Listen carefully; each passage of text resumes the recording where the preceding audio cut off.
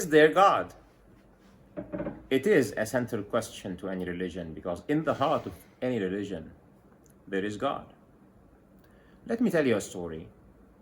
So, 200 years from now, an observatory on Earth found that there is an unusual activity on a remote planet.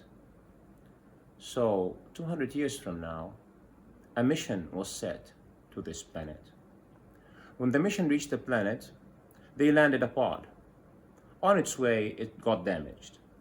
But there was a very nice surprise when they landed. Two astronauts got out of the pod, Jack and John. And there was this surprise. The planet was full of robots. Robots of all sizes and shapes, doing all sorts of things. Smart robots. Even one of the robots was smart enough to notice that their pod was damaged, and he started fixing it. Some other robots were cleaning the environment. Some robots were building some very nice buildings. Some robots were fixing other robots. And few robots were even manufacturing robots similar to them. Jack and John had their time around the planet. They watched all the different types of robots and took notes. The robots were kind to them. They welcomed them, and they didn't bother them. And it seemed that the robots did not feel that the humans were any threat. After a few days, Jack, who was the mission commander, said to John, "It's time to go back to Earth." But then John said, "How come we will leave now? We need to know who created all those robots." But Jack said, and Jack did have his very good education about evolution back in Earth.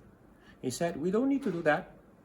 Obviously, those robots evolved from sand on this planet.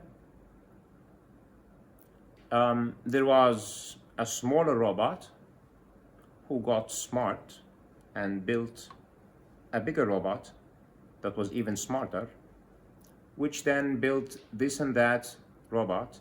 And then there were all those robots who were doing everything that you see now."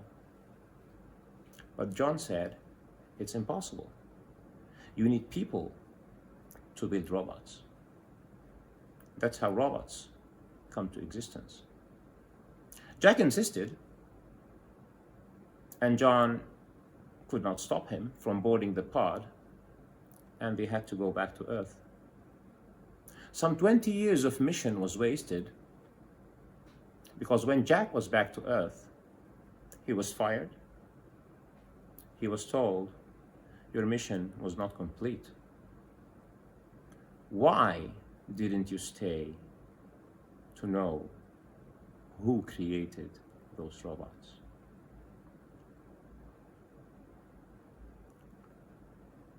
If you believe that John was right, if you think that Jack did not finish the quest of his mission, and it was not enough truth to say that robots built themselves, why would you believe that this machine and this machine and every other living creature on this beautiful planet does not have a creator? If you truly believe that some galactic dust mixed with some water on planet Earth that was completely sterile at a point of time has created from itself, by itself, every living being on this planet, you are one more Jack. Why do you think Jack is misguided? Is it because you got used to the idea of seeing living things and not questioning anymore? How come those ingenious, wonderful, machines that are beyond machines, actually. You cannot even fully explain them as machines, but let's say they're machines now.